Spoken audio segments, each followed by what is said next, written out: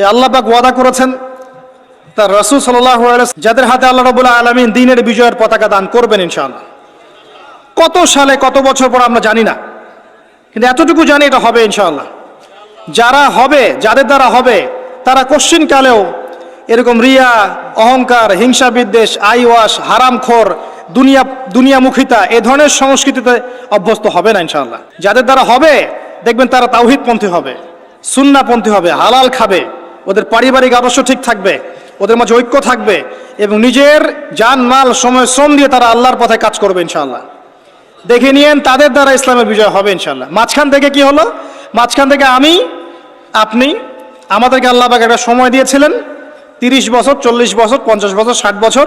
এই সময়টুকুকে আমরা অপচয় করলাম, আর কিচ্ছু না। আর এই সময়ে একটা চান্স একবার চলে গেলে আর কখনো আসবে না। ইমাজিন, আপনি মনে করেন ইউ আর ডেড, আপনি মারা গেছেন, তারপর বুঝবেন যে আপনি মারা যাওয়ার পরেও উম্মার কিছুই যায় আসে নাই, এই মহাবিশ্বের কিচ্ছু যায় আসেনি, আপনি এসেছেন চলে গেছেন। যখন ছিলাম পৃথিবীতে তখন আমি আমার উপর অর্পিত দায়িত্ব কতটুকু পালন করেছি এর হিসাব আমাকে দিতে হবে পরকালে কিয়ামতের মাঠে। আল্লাহ পাক আমাদের কথাগুলোর গভীরতা বোঝার তৌফিক দান করুন। আমরা সবাই চাই উম্মার উন্নতি, অগ্রগতি, প্রগতি এবং বিজয়, কিন্তু আমরা এখন যা যা কাজ নিয়ে ব্যস্ত আছি এগুলোতে ব্যস্ত থাকলে এই বিজয় অর্জিত হবে না। আমাদেরকে রাসূলুল্লাহ সাল্লাল্লাহু আলাইহি ওয়াসাল্লাম এবং সাহাবায়ে কেরাম রাদিয়াল্লাহু আনহুর মতো করে দ্বীনের পথে কাজ করতে হবে। সর্বপ্রথম দরকার ইলম, ওলামায়ে কেরামের সোহবত, তাসকিয়া, আত্মশুদ্ধি। আপনার দরকার ওলামায়ে কেরামের মধ্যে ইউনাইটেড একটা প্ল্যাটফর্ম, একটা যোগ্য নেতৃত্ব, সবাইকে নিজের ভাই মনে করার মানসিকতা, নিজের দেশ, জাতি, উম্মাকে একসাথে নিয়ে এগিয়ে যাওয়া, সবার কল্যাণকামী হওয়া। দরকার যুব সমাজের রেভলিউশন, যুব সমাজের আল্লাহর পথে প্রত্যাবর্তনের রেভলিউশন দরকার। আমাদের মেয়েদের যে অশ্লীলতার পথে নিয়ে যাওয়া হয়েছে এখান থেকে ওদের প্রত্যাবর্তন দরকার আল্লাহর পথে। আমাদের পরবর্তী জেনারেশনকে আবু বকর, ওমর, ওসমান, আলী রাদিয়াল্লাহু আনহুর মতো আদর্শ করে তোলা দরকার। অনেক কাজ বাকি আছে, অনেক কাজ বাকি আছে, কাজের বহু বাকি আছে, পথ এখনো যোজন যোজন দূর। আমরা এমন কিছু করে ফেলিনি এখনো যে বাংলার মাটিতে দিন কায়েম হয়ে গেছে, এমন কিছু করিনি আমরা এখন। আর আমরা এভাবে হেলায় খেলায় যদি সবকিছু পার করতে থাকি, এখন যা আছে 10 বছর পর সেটাও থাকবে না। দেখে নিয়েন এখন যা আছে এভাবে যদি চলতে থাকি আমরা, আগামী 10 বছর এটাও থাকবে না। তখন আফসোস করতে হবে আগের 10 বছরই মনে হয় ভালো ছিল। হ্যাঁ, বিগত 10, 20, 30, 40, 50 থেকে যদি এভাবে কাজ করতে পারতাম হয়তো আজকে আমাকে অবস্থা দেখতে হতো না। কথাগুলো অনেকের মনোপুত হবে না আমি জানি, কিন্তু যাদের মনোপুত হবে না তাদের নিয়ে আমার মোটেও মাথা ব্যথা নাই।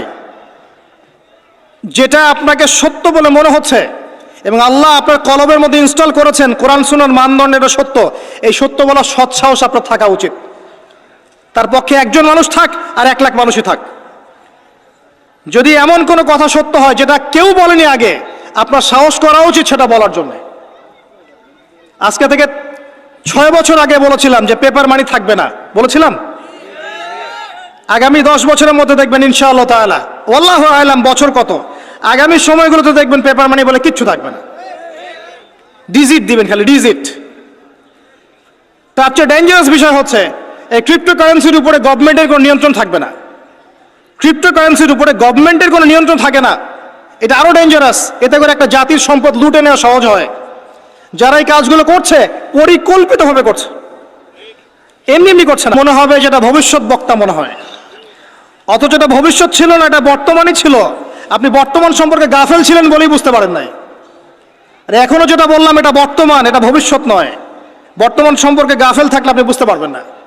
লাহুম কুলুবুন লা ইয়াফকাহুনা বিহা ওয়া লাহুম আযানুন লা ইয়াসমাউনা বিহা ওয়া লাহুম আ'য়ুনুন লা ইউবসিরুনা বিহা উলাইকা কাল আনআম বাল হুম আদাল ওয়া উলাইকা হুমুল গাফিলুন। আজকের বক্তব্যের টপিক এটা ছিল না যে আমি আলোচনা করলাম, আমি অন্য কিছু চিন্তা করেছিলাম, কিন্তু আমি আশা করি এই কথাগুলো আপনাদের কাজে দিবে, এই কথাগুলো মানুষের কাছে ছড়িয়ে যাবে ইনশাআল্লাহ। প্রথম কথা হচ্ছে উম্মার অবস্থা ভালো না, মুসলিম উম্মার অবস্থা এখন ভালো না।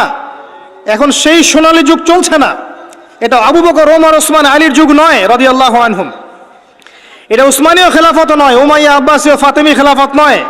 এটা মিশরের মামলুক শাসন নয়, কর্ডোবার ইসলামী খেলাফত নয়। এটা তো অটোমান এম্পায়ারদের মতো সময়ও নয়, যখন অ্যাটলিস্ট একটা শেল ছিল। এতিম অবস্থায় আছি আমরা। সারা ওয়ার্ল্ড ওয়াইড তাকান, দেখবেন মুসলিমদের স্বতন্ত্র কোনো খেলাফা স্টেট নাই, আছে? পুরো মুসলিম উম্মার দিকে তাকান, যেদিকে তাকাবেন সেদিকে মুসলিমরা মার খাচ্ছে দেখবেন। যে কোনো কান্ট্রি বেছে নেন, দেখবেন মার খাচ্ছে। পুরো উম্মার দিকে তাকান, মুসলিমরা আছে সবচেয়ে বড় সুদখোর। মুসলিমরা সুদ খাচ্ছে। মুসলিম উম্মার যুবকরা আজকে নাস্তিক হয়ে যাচ্ছে। জেনারেল লাইনে পড়া ম্যাক্সিমাম যুবক কোরআন তেলাওয়াত করতে পারে না। ম্যাক্সিমাম মেয়ের আজকে বেপর্দায় চলছে। ম্যাক্সিমাম আলেমদের মধ্যে আপনি দেখবেন বিভক্তি। উম্মা সেই সোনালী যুগে আর নেই এখন। পলিটিক্যালি আপনার কাছে কোনো পাওয়ার নাই, ইকোনমিক কোনো সেকশন নাই, স্বতন্ত্র কোনো ইকোনমিক সিস্টেম নাই, কোনো মিডিয়া নাই আপনার স্বতন্ত্র, স্বতন্ত্র প্রযুক্তিও নাই, স্বতন্ত্র সামরিক বাহিনী নাই। এবং কয়টা মুসলিম কান্ট্রি আপনি পাবেন যাদের পারমাণবিক অস্ত্র আছে? ওভারঅল সারা বিশ্ব জুড়ে আমাদের অবস্থা ভালো না, এটাকে বুঝতে হবে আপনাকে। এরপরে আপনাকে চিন্তা করতে হবে কিভাবে কাজ করা যায় ব্যক্তিগত পর্যায়ে, as a nation, as a উম্মা, as a family, as a organization, কিভাবে আগানো যায়। কোনো ফিকির দেখি না আমি যুবকদের মধ্যে এখন। কয়টা যুবককে আপনি দেখবেন যারা ফিকির করছে? জেনারেল লাইনে পড়া কাদের মধ্যে ফিকির আছে? যখন আল্লাহ যাদেরকে দায়িত্ব দিয়েছেন তারা ফিকির করে না, আল্লাহ পাক অন্য কওমকে নিয়ে এসে ওদের জায়গায় বসায় দেন। ইস্তাবদিল কওমান গায়রাকুম সুম্মা লা ইয়াকুনু আমসালাকুম, আল্লাহ সূরা মুহাম্মাদের মধ্যে বলেছেন, ইন তানসুরুল্লাহ ইয়ানসুরুকুম, তোমরা আল্লাহকে সাহায্য করলে আল্লাহ সাহায্য করবেন। আমরা যদি আল্লাহ দিনকে সাহায্য না করি, দিন কি এমনি এমনি প্রতিষ্ঠা হবে নাকি? ইন্নাল্লাহা লা ইউগাইয়িরু মা বিকওমিন হাত্তা ইউগাইয়িরু মা বিআনফুসিহিম, যতক্ষণ আল্লাহ পাক ততক্ষণ কোন জাতির অবস্থা পরিবর্তন করেন না যতক্ষণ ওই জাতি তার অবস্থা পরিবর্তনের চেষ্টা করে না। অবস্থা আপনার কাছে ব্যাখ্যা করলাম, উম্মার অবস্থা কি সারা ওয়ার্ল্ডে। এখন আপনি নিজে ব্যক্তিগতভাবে চিন্তা করেন কি করা যায়। অপশন আছে কয়েকটা আপনার সামনে। যেমন করে চলছেন ফিরছেন এভাবেই চলেন ফিরেন। একসময় হায়াত শেষ হবে, মারা যাবেন, শেষ। এই দুনিয়ার জীবনে ভোগ বিলাস, টাকা পয়সা, বাড়ি গাড়ি সব পাবেন, কোনো সমস্যা নাই। একসময় হায়াত শেষ হয়ে যাবে, আপনি ডেড, এবং আপনার নাম ইতিহাস থেকে মুছে যাবে। পৃথিবী থেকে এমনভাবে চলে যাবেন যেন পৃথিবীতে কখনো আসেনি নাই। অপশন বি, আপনি নিজে যতটুকু বোঝেন আমল করেন, পরিবারটাকে ইসলামিক আদর্শে গড়ে তোলেন, পরিবার ছাড়া আর কিছু পারেন না, পরিবার নিয়ে পড়ে থাকেন, কোনো সমস্যা নাই, এটা একটা খেদমত। অপশন সি, আল্লাহ পাক আপনাকে আরো বেশি কিছু দিয়েছেন, পলিটিক্যাল পাওয়ার, সোশ্যাল পাওয়ার, উম্মার মধ্যে আপনি আলেম হয়েছেন, আপনার কথা আরো 10, 20, 30 জন মানুষ শোনে, এই মানুষগুলোকে তো দিনের পথে আনতে হবে, এটাও দিনের খেদমত। সবচেয়ে সেরা অপশন হচ্ছে এটাই, নিজে আমল করা, পরিবারকে বাঁচানো, সমাজের মানুষকে সচেতন করা। আল্লাহ পাক যতটুকু সামর্থ্য দিয়েছেন এই সামর্থ্য দিয়ে দিনের খেদমত করতে চেষ্টা কর। ছোট ছোট খেদমত ইনশাআল্লাহ পরবর্তীতে বড় উপকার নিয়ে আসবে ইনশাআল্লাহ।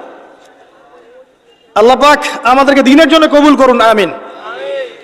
যাবতীয় লৌকিকতা ত্যাগ করার তৌফিক দান করুন।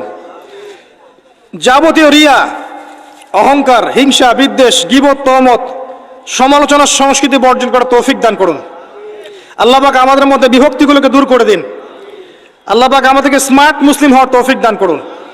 আল্লাহ পাক আমাদেরকে বিশ্বের অবস্থা বোঝার তৌফিক দান করুন, উম্মার অবস্থা বোঝার তৌফিক দান করুন, যুগোপযোগী করণীয় ফিক্স করার তৌফিক দান করুন।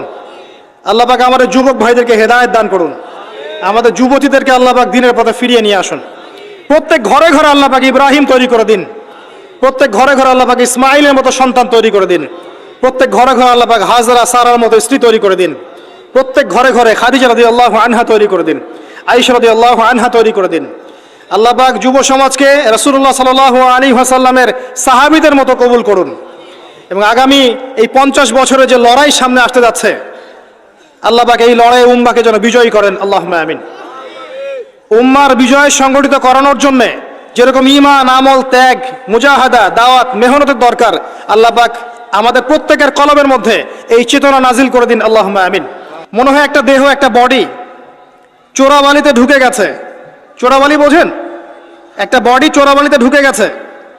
প্রথমে ছিল টাকনু পর্যন্ত, যখন টাকনু পর্যন্ত ছিল তখন সে নড়াচড়া করার চেষ্টা করেছে, আশপাশের মানুষরা ওকে বুঝিয়েছে নড়াচড়া করো না, টাকনু পর্যন্ত আছো, হাঁটু পর্যন্ত চলে যাবা।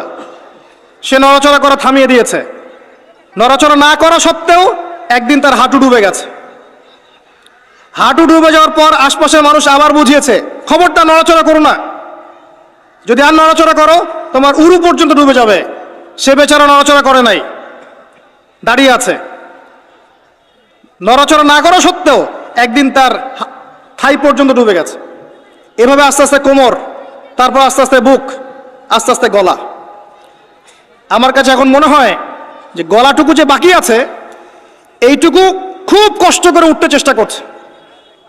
কিছু মানুষ এই গলা সহ বডিটাকে বের করার চেষ্টা করছে, আর আশপাশের ওই মানুষগুলো এখনো বলে যাচ্ছে নড়াচড়া করো না, নড়াচড়া করো না, নড়াচড়া করলে তোমার এই গলাটুকু ডুবে যাবে।